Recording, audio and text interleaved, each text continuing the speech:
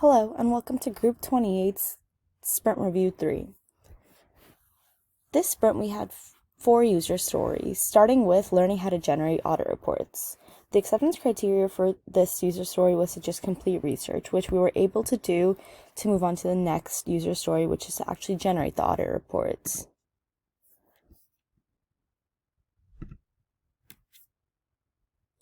As you can see, there is an audit report created over here. Once you click it, you're able to filter through the data, and you're able to see everything that is needed for audit purposes.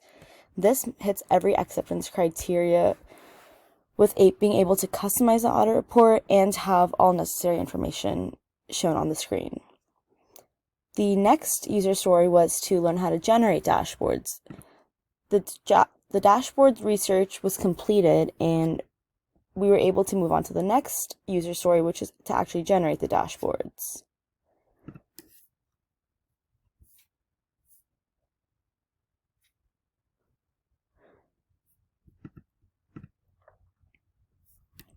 As you can see here, we've created a dashboard for request overview.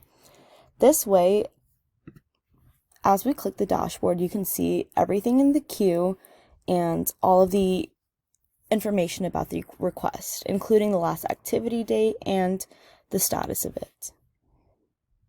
It has hit every acceptance criteria because we have a dashboard. We're able to filter through the dashboard, and we're able to see requests and their status.